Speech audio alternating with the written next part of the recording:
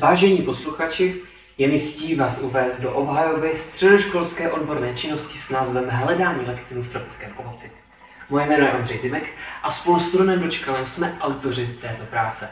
Rád vás nyní provedu. Hlavní motivací vypracování naší práce nám bylo okusit si vědu na vlastní kůži. Co nás ale také lákalo, byl pionýrský výzkum, který právě studium lektiny nabízí. A co jsou ty lektiny? Lektiny jsou proteiny, které jsou schopné navázat určitý počet sacharidů. Na rozdíl od enzymů však tento navázaný sacharid nijak strukturně nepozmění.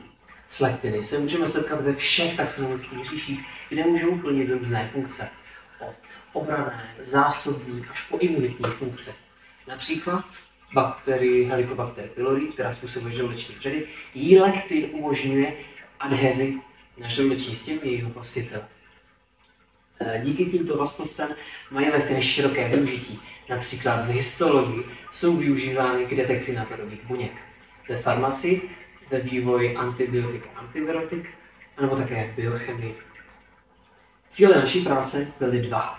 Primárním cílem bylo vyhledat lektiny v tropickém ovoci za pomocí aglutinačních testů. Pokud by se tak podařilo, rádi bychom přišli k dalším metodikám, které by nám umožnily identifikovat určité proteiny. Než se ale přišlo na první metodiku, bylo potřeba si připravit vzorky s extrahovanými proteiny. Avokádo, mango, marakuja a pitahaya byly frakciovány a homogenizovány s PBS pufrem. Poté přes noc v chladu probíhala vlastní extrakce. Na závěr byly vzorky centrifugovány a dále se pracovalo již pouze se superlatantem, s tou tekutou částí prostě. První metodikou byl test hemaglutinační aktivity. Spousta lektinů je specifických právě na sacharidy, které se nacházejí na povrchu erytrocytu. Pokud tedy po smíchání našich ovocných extraktů s lidskou krví dojde k vzniku vazby mezi sacharidem a lektinem, naven se to projeví s chluky díky polyvalenci lektinu. Pro nás tedy tyto aglutináty jsou pozitivními výsledky hemaglutinační aktivity. Hemaglutinace byla prováděna na hemaglutinačních destičkách v rámci tzv. Řadících řad. Řad jamek o sestupné koncentraci ovocných extraktů. Na vrchním obrázku můžete vidět příkladnou hemaglutinaci avokádové slupky, která hemaglutinovala až do 512násobné ředění. Podobným způsobem hemaglutinovaly i vzorky avokádového semene a mangového semene. Zbytek ovocných extraktů nehemaglutinoval. Negativní výsledky však nutně neznamenají, že ovocné extrakty neobsahují lektiny. Ony tam mohou být, jen třeba nejsou specifické pro tyto sacharidy přítomné na povrchu lidských erytrocytů. D-manoza například není na povrchu lidských erytrocytů. Za to je přítomna ve svrchní vrstvě kvasinek. Proto další metodikou byla právě aglutinace kvasinek. Bohužel však žádný z našich ovocných extraktů nebyl schopný kvasinky aglutinovat. Krásně aglutinoval však lektin P2L, který je právě specifický pro D-manózu. S tím jsme to porovnávali. Pro další postup v práci jsme tudíž museli vycházet z poznatků hemaglutinace. Pro vsádkovou metodu byly proto upřednostněny vzorky s ověřenou hemaglutinační aktivitou. Vsádková metoda funguje na principu zachycování lektinu na sacharidové sorbenty. My jich použili celkem 6 a abychom ještě napomohli vzniku vazby mezi lektinem a sacharidem, vzorky byly inkubovány a na závěr také denaturovány do decylsíru sodný a naneseny na polyakrylamidový gel. Na gelu byla provedena elektroforeza. Ta zajistila separaci proteinů na základě odlišné molekulové hmotnosti.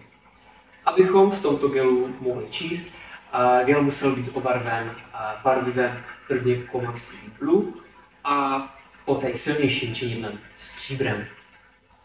Při vyhodnocování bandů z chlupů proteinu na gelu jsme se zaměřili na 2 kritéria.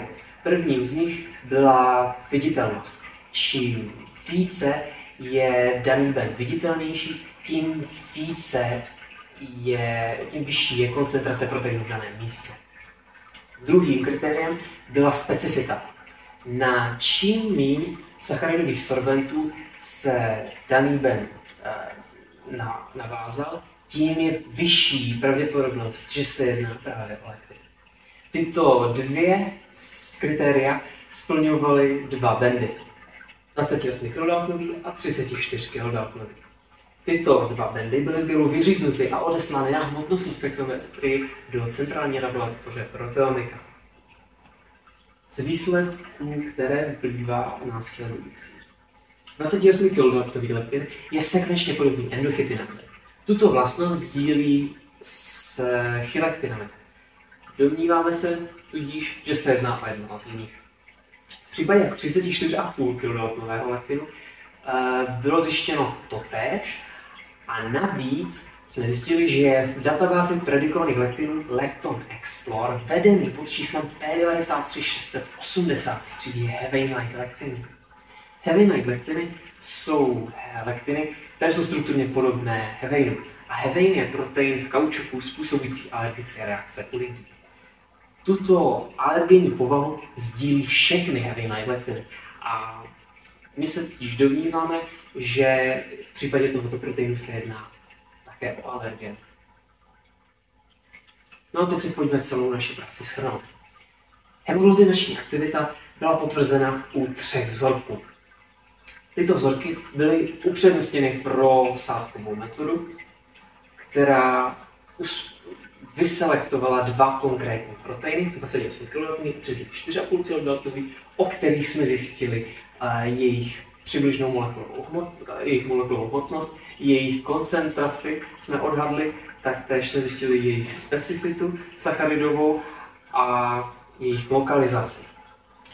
Na základě výsledků hmotnostní spektrometrie jsme byli taktéž schopni nabídnout možné využití.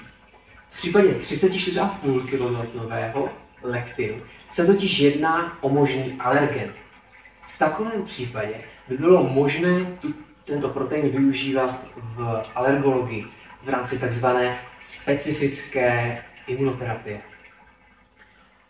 Aby ale toto využití bylo realizovatelné, museli bychom tento protein izolovat, a to za pomocí buď afinitní chromatografie, anebo izotermální titrační kalorimetrie. Dále by se také otestovat úplná specifika tohoto lektinu za pomocí Glycan Array. Na závěr bych rád poděkoval naší konzultance doktorce Lence Malinovské. Bez níž by se rozhodně tato práce nedostala, kam se dostala. No a také bych rád poděkoval projektu Bioskop za to, že jsme se mohli s naší konzultantkou potkat. A také vám za pozornost. Děkujeme.